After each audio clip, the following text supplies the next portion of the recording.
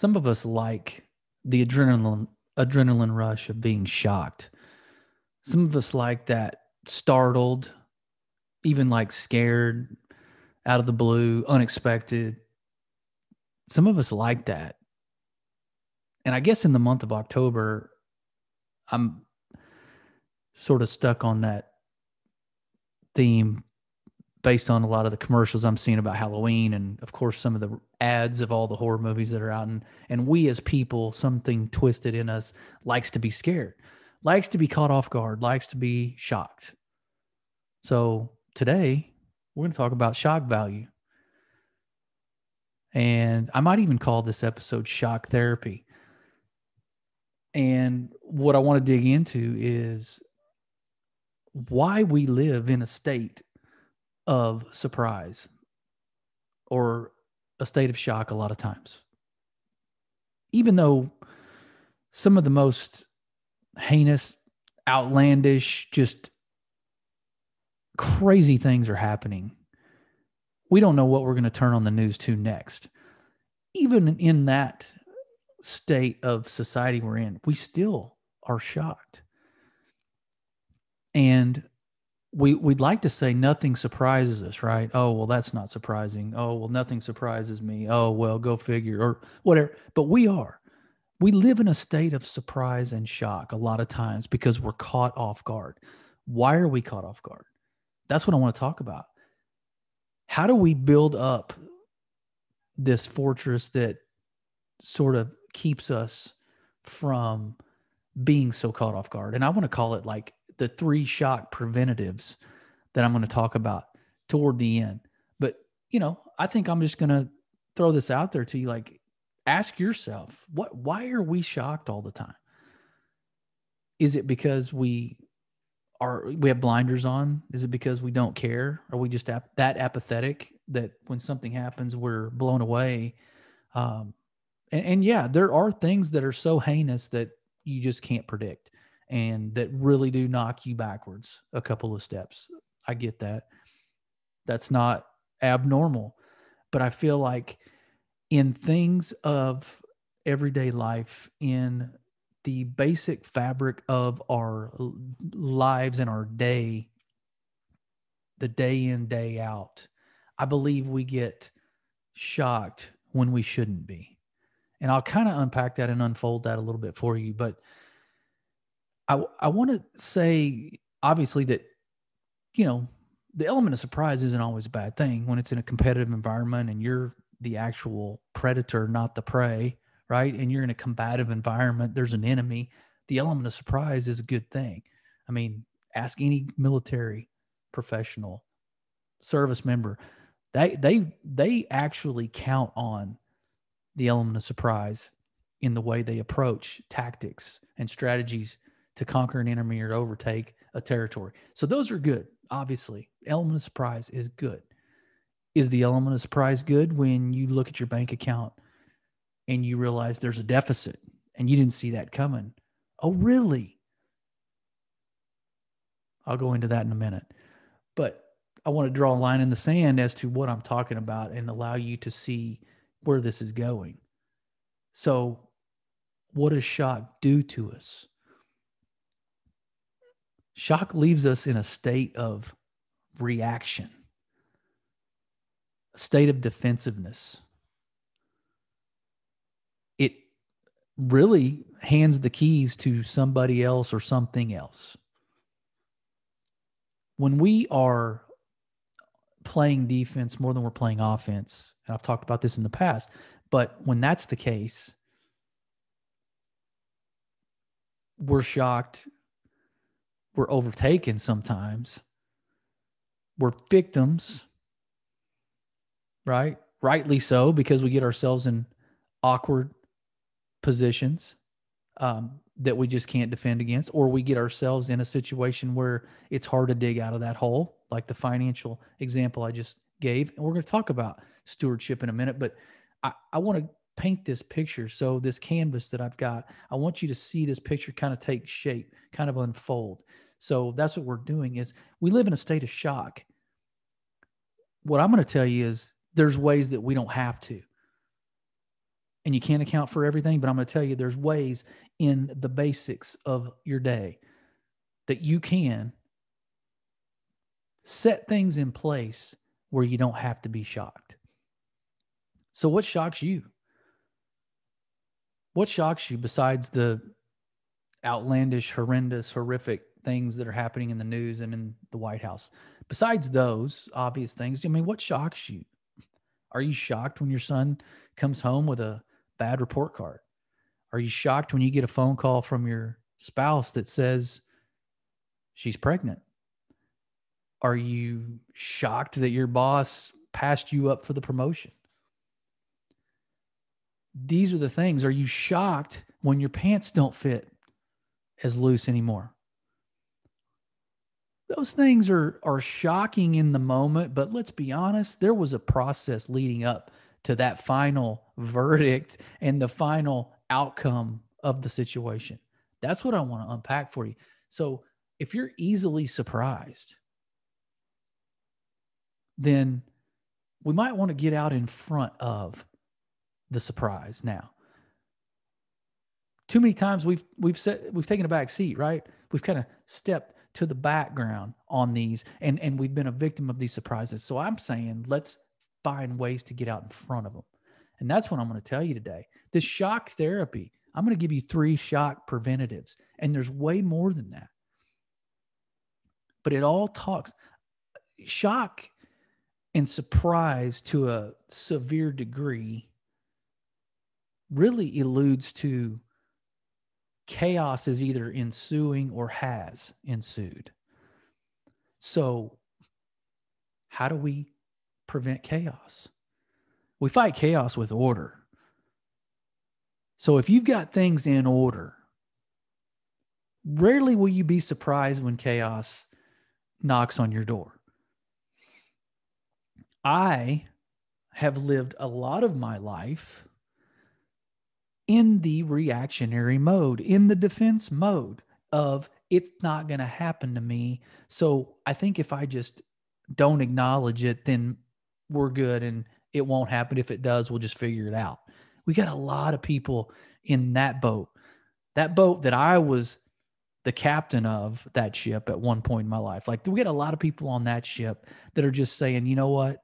It won't happen to me, but if it does, we'll figure it out. We'll flip a coin. We'll huddle up, right? We'll adjourn to our chambers and we'll map it out. We'll write down some X's and O's and get it on the whiteboard and we'll figure this out. That's not how we win. A team that falls behind significantly rarely at halftime goes in, reinvents the wheel and figures it out, where they just do a 180 and the game turns out on their side the way they wanted it. It has happened, a la Super Bowl a couple years ago, Patriots losing 28-3 against the Falcons. Falcons blow it. Or you look at it as the Patriots just reinvented the wheel, did exactly what I said. But rarely does that happen. So what I'm telling you is we can't get in the middle of shock and disorder and then realize we need to make some course corrections. We need to make some adjustments. We need to get our things in order, in line. We need to have a plan. We need to get real strategic. We can't do that when we're knee deep in the mud. At that point, it feels like the more we fight it, the more we sink, right? Like quicksand, I guess. So I'm going to give you 3 shock preventatives of keeping something in order. The 3 things that I think are important. I believe that these 3 things, if they are in line and you've got your house in order on this, then I believe the other things will follow suit. So I would even call these foundational pillars of shock therapy. So here we go. If you're ready. So the first one, right? I just said it. Is your house in order? What kind of steward are you? Are you stewarding your finances? Are you stewarding your children, your home, basic things that require you to keep a home in order and maintained? That's a small thing. And I know it seems insignificant, but guess what? If you don't clean your dryer vents, okay, basic example, over time and your house burns down, you're shocked, right? Well, we pinpointed the cause being the dryer vents hadn't been cleaned in 10 years, and that's where the fire originated. Oh, really? So you're shocked, but not really, right? So we weren't out in front of this chaos. We weren't taking measures proactively to prevent chaos, catastrophe, tragedy, what even. So is your house in order? Being a steward over those things, your finances. Look, I am not in any place to consider myself a financial expert. My wife really is the accountant of the family. That's her job anyway in vocational world. She's good at numbers, right? I'm the guy that just kind of goes in the room and talks to everybody. And I'm the guy that's got the podcast and talking into a microphone, hoping that you actually think it wasn't a waste of time, right? I'm the guy that's the social guy, the relationship guy. I've been in sales for 26 years. Like I'm the guy that encourages, right? The leader in a social setting. So, but I have to be involved in that process. Like I can't sit back and be shocked whenever I try to use my debit card for dinner and it's declined because, oh, we didn't transfer the money. That's just because she manages that doesn't mean it's her fault. That means I wasn't paying attention on the front end to keep things in order to prevent that shock. Right. So the shock is there. And really, I have no business or right to be shocked, to be put out, to be frustrated, because I got us there, we got us there, and I took a passive approach to looking at the finances. That's another example. I'm here to prevent you from having to suffer through a shock scenario, right? Your family, your finances, your home, right? Is your house in order? That's the first one is it in order? Are your kids, are you spending that time? We hear a lot of people talk about, look, you got to be present in the moment with your kids. And you definitely do. But guess what? You can't wait for the moment. That's the problem is, oh, if the moment comes, yeah, I'll be present. Of course. My son comes to me and wants to go play catch. Yeah, we'll go do that. Or if my son comes to me and has a relationship issue, we'll talk about it. Or if they come, if I'm sitting on the bench waiting for like the coach or waiting for somebody to get injured before I go in the game, instead of I'm up there next to the coach, letting him know I'm ready and hey, let's go, put me in. So I'm seeking that interaction with my child. If I'm doing it right, if my house is in order, I don't wait for that shock factor to hit me of dad, my girlfriend of 3 years just broke up with me. Really? Wow. Now what do we do? Now we're bailing water out of this ship. If I'm proactive talking to him, intentional about dialogue with a son or a daughter, and I go and I know that their relationship isn't what it was. I know that maybe they've had some conversations that haven't quite worked out the way he thought they would. I know that they're going down a different path. But if I'm waiting for him to come to me and say, oh, dad, we're broke up, my heart's shattered, like that's a shock. You got to be kidding me. What do you mean? I thought everything was going great. See, that's the shock prevention I'm talking about. We can prevent those moments. We can prevent a fire drill. All right. So number 2, that was your first one. Is your house in order? Family, finances, the home in general, right? Your wife, of course. So the next one is your body in order? Oh, here we go. Roll in the eyes. Maybe even hit pause or delete on this podcast at this point. If your body's not in order, you just tuned me out. Guess what? My body hasn't always been in order. In fact, my body's not actually where I want it to be, but it's a lot better than most 49-year-olds, right? I can throw around more iron than my two sons that are 20 and 23 years old. So that's not saying anything other than to say I had to work a long time to get to that point. But I had to make a declaration to myself that I'm not going to be shocked by a doctor report, a blood test, a physical, a pulled muscle, or something internally that's not working right because I didn't take care of myself, or the way I eat is garbage. So now I got to take cholesterol medicine. You know, we're shocked when we go to the doctor for a physical and he comes back and goes, "Hey, we got bad news. Looks like you need to have a heart procedure done because you're 80% blockage in one of your arteries and it's not good." Oh, what? Oh, wait. Okay, 20 years of eating cheeseburgers every day at lunch. I get it now. See, we're shocked, but we're not. So that's my point, is we can prevent that moment of, holy crap, now what? Now we got to pull the lever on the fire drill. Like, we got to pull the lever on the panic. We got to push the panic button. We got to hit the red buzzer because we're freaking out because we didn't get in front of that shock.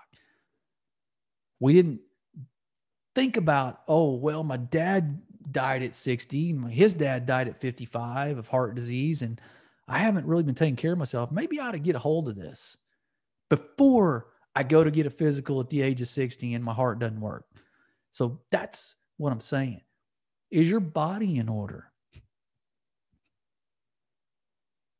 Oh, and by the way, in a world we live in now, we could be walking to the gas or getting the gas at the gas station and somebody come up and approach you that's looks like they're from the wrong side of the tracks, right? And they're a little aggressive possibly. Guess what? You may have to take action, right? You may have to get your hands dirty on some folks. And if your body's not in order, guess what? Oh no, I'm in shock that he came up to me at the gas pump and tried to rob me. And then I wasn't able, he came up from behind me. I wasn't able to take care of myself or my family. Oh, wow. That took me by surprise. Did it? It's a good thing he didn't challenge you to a remote control contest because I bet your thumb works well. And yeah, that's a little harsh, but I don't apologize. Like, too many of us on the couch, right, with the remote control instead of out doing something, pushing some resistance, climbing some stairs, walking somewhere to the mailbox maybe. Your body's got to be in order, men. And I know there's extenuating physical circumstances. I get it. Maybe you've got a certain rare disease that prevents you from really overexerting, and I get that. But you can still control what goes in your mouth. You can still control what you consume.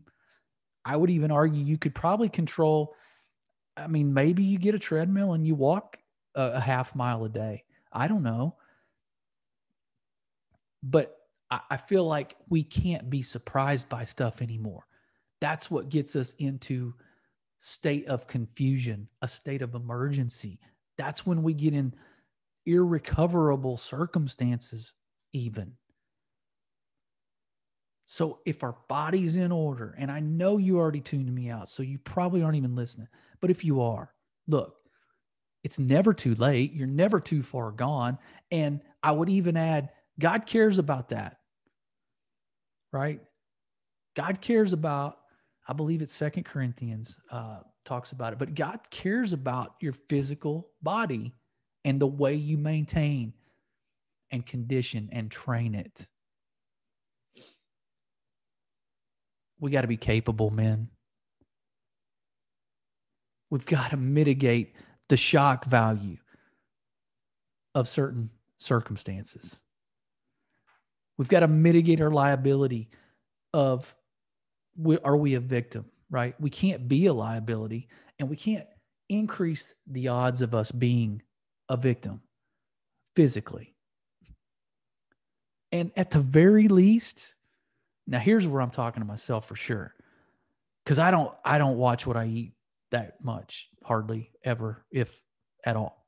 Okay, so the work slack's getting a little snug. Okay, getting a little snug. I absolutely will not go up in size. So I got to make a decision. Do I just roll the dice and then be what? Shocked when the button pops off in the middle of my day, getting out of my car, or I eat one less cheeseburger a week. Maybe I cut them out altogether. Maybe I cut out chips, right? I'm already exercising, but maybe I work in some more cardio of some kind. So I got to make that decision. Do I want to suck it in and be miserable in the same size jeans, or do I want to make adjustments and get those a little bit more comfortable again? Is your body in order? That's number 2. Again, this is shock therapy. This is 3 shock preventatives, right? This is how you keep things in order, because shock ultimately came from or leads to chaos in most situations. So the opposite of chaos is order. So is your house in order was number 1. Is your body in order is number 2. Number 3, you guessed it, is your spirit in order? I'm talking to a lot of Christians out there right now that listen to this podcast. If you're not, send me a message. We'll talk about it. I'll get your perspective. I'll get where you're coming from. I'll see what your history's been in the church or with Christianity or your spiritual life. We'll talk about it, man. But if I'm talking to you and you're a believer, is your spirit in order? And I didn't say, are you saved? I didn't say, do you know where you're going for eternity?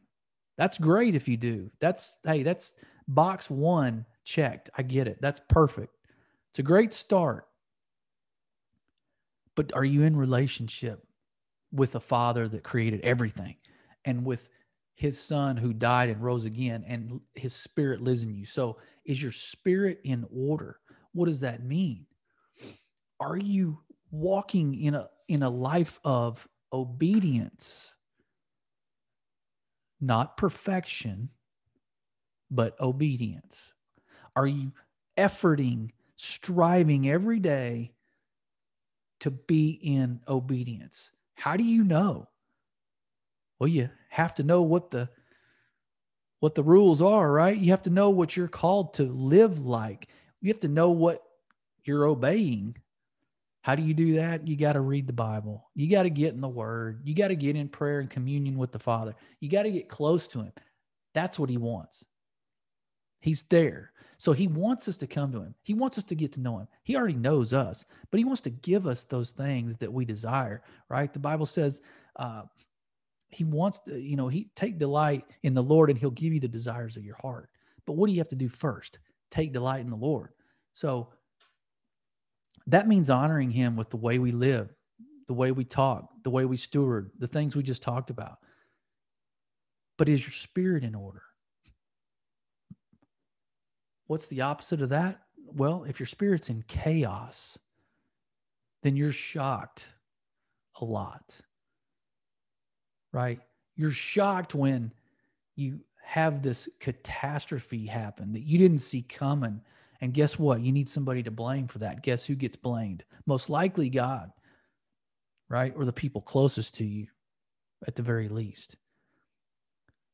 You're in disarray spiritually, so you don't know how to react here in the world when things happen. I've seen people who go through horrific tragedies whose spirit was perfectly aligned with their honoring of the Father. And they had peace through that situation. They weren't happy. They weren't giddy. They weren't thankful that the tragedy happened, but they were at peace. They rested in the fact that they knew God was in control, and he knows what he's doing. He doesn't make mistakes, right? We live in a fallen world. Things happen. He doesn't cause them, right? But he's there in the midst of them. So I've watched those people. And then I watched the other people who implode because spiritually their spirit wasn't in order. So chaos hit, right? And then shock sets in. From shock, guess what? We don't really have control of much in that point. We're just in survival mode, flailing about emotionally. Having your spirit in order, right, doesn't make you invincible. It doesn't mean you won't suffer hardship, but you're less shocked to the detriment of your emotions, of your heart, the detriment of people around you. Your emotional well-being is less at risk when your spirit's in order. Because you know what the long game is. You know where you're spending eternity. But here and now, we know things are going to happen. So we can't be shocked. And we've got to prepare our hearts, prepare our spirits, prepare our minds, prepare our souls. So is your spirit in order? I didn't say, can you recite the Bible front to back? I didn't say, have you audibly heard God's voice? I didn't say, are you the leading tither at your church? Like, are you number one giver financially? I didn't say any of that. Nobody's looking for a perfect Christian. There are none. In fact, I think the quicker we get there as a Christian community and understand that, the better off the rest of the world will be. When we realize we're vulnerable and fallible just like everybody else, and there's no perfect Christians. But I didn't say that. I didn't say I needed perfect Christians. Hey, would the real perfect Christian please stand up, right? Yeah, nobody. Is your spirit in order? Do you give honor to the Father for everything in your life? Do you thank him? Are you grateful? Do you treat his children right? The people around you? Do you steward over the people he gave you, your family, your friends, your relationships? Is your spirit in order? Are we in disobedience? Are we a Sunday Christian? Are we the Christmas and Easter Christian? And then the rest of the time, we're just in the world? Because that's setting us up for failure. It's setting us up for shock. So that's what I wanted to talk to you today. This hit me like a ton of bricks because I see things in my job that do shock me. And I thought I had done everything on the front end to get out in front of that. But it surprises me more, I guess, than shocks me, because shock would allude to there's a panic component. Well, the surprise is just interesting. And I think we'll have a days full of that kind of thing. Like, there's no doubt, right? That's not what I'm talking about here. But the shock where the world is crumbling is what I'm talking about. Where you're trapped in a dumpster fire that is your life and everything around you is burning, figuratively speaking. So 3 shock preventatives we just talked about. The shock value, the shock therapy session today. I hope there was value. I hope you figured out how to get out in front of it. I hope you figured out how to make things less surprising because you've accounted for things. You've got things in order. The first one is your house in order, right? The stewardship, the family, the finances, the things that you're in charge of. Is your body in order is number 2. That doesn't sound like a big thing. And we always say, like, I'll get to that, right? I got other things to do, bigger fish to fry, but I'll get to that. The body thing is always the last. Get it in order. There's so much downstream benefit to that. You're more capable. You feel better. You're around longer for your family to steward over the other things we just talked about to keep your house in order. Number 3, is your spirit in order? Are you aligned with the Creator? Are you aligned with the Father who is waiting for you to get closer so that he can impart wisdom? He can impart blessing. You can sow seeds. You can reap the harvest from those seeds. Is your spirit in order? So, hey, I hope that was value to the shock therapy. And I hope the 3 preventatives to shock landed somewhere in your spirit, in your psyche, in your mind. Till next time, be blessed.